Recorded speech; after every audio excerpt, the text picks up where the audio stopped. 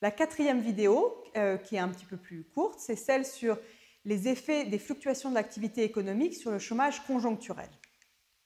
Donc, quand il y a une crise économique, une partie des entreprises fait faillite, des emplois sont supprimés. Et à l'inverse, quand on est en période de croissance, il y a des emplois qui sont créés.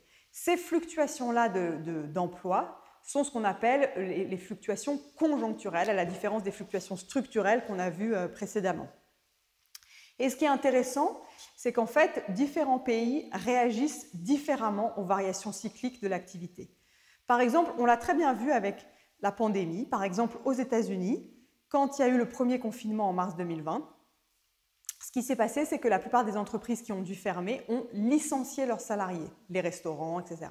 Donc on s'est retrouvé avec un taux de chômage qui a vraiment atteint des sommets, beaucoup de destruction d'emplois. Et pendant ce temps, les salariés étaient indemnisés par l'assurance chômage. En France et dans beaucoup de pays d'Europe, on a fait un peu un choix inverse, qui est de dire on va mettre les gens au chômage partiel ou en activité partielle. Ça veut dire qu'ils vont rester dans leur emploi.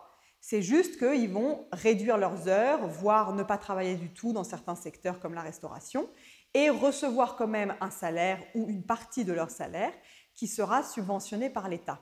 Donc on voit que même si au final la situation n'est pas forcément différente pour le salarié en termes de revenus perçus, la situation, il y a quand même une grosse différence parce que dans un cas, la relation d'emploi est préservée, ça c'est le cas de la France ou de l'Europe, c'est-à-dire qu'on maintient le lien avec l'employeur. Dans le cas des États-Unis, le lien est rompu avec l'idée qu'on réembauchera quand ça ira mieux.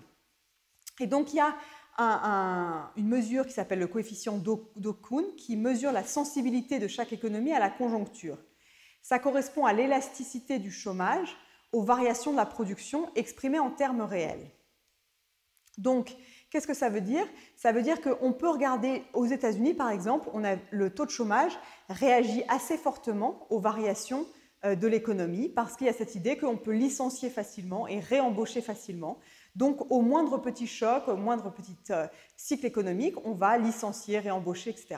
Dans des pays un peu plus rigides, comme les pays européens et la France en particulier, il y a une moindre élasticité. Ça veut dire que même s'il y a un choc, on va conserver davantage les gens dans l'emploi.